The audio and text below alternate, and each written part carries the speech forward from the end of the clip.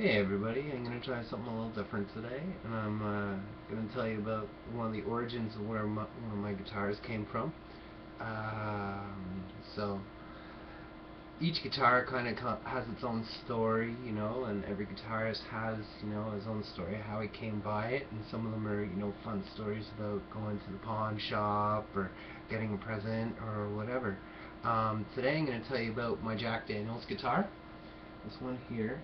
And it was given to me, well, that's kind of giving away the story. So one day on a Saturday, I was headed to a pawn shop to try and get parts for a different guitar which I was refinishing.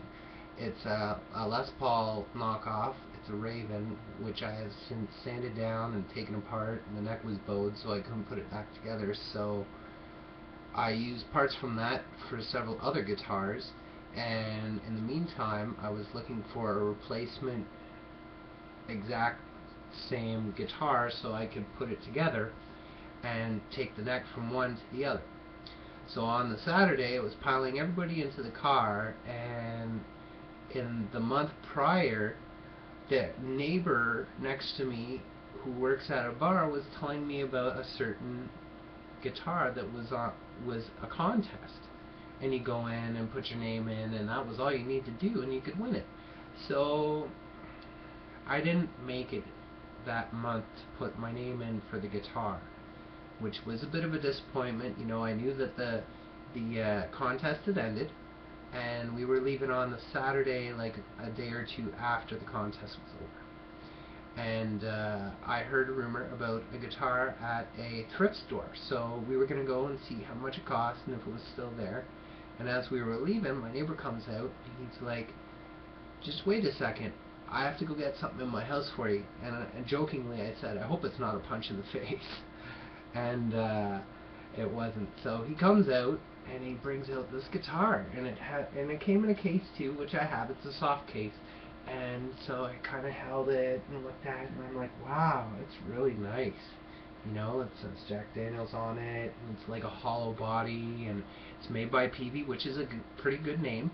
And so yeah, I kind of held it for a couple minutes, and I went to hand it back to him, and he says, "Just take it, it's yours." And I was just dumbfounded. So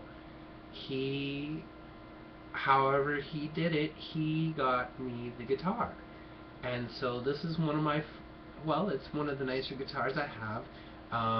It's the one that needs the least amount of work on it right now. It's pretty much, as far as I can tell, straight out of the factory. And I've restrung it once or twice. I don't mess around with any of the pickups or anything like I do on any of the other guitars, and vaguely ruin them.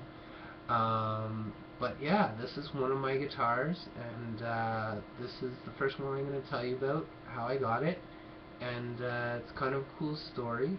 And so yeah, now I share it with you guys and gals, that is. So yeah, so occasionally I'll play the guitar, and this one has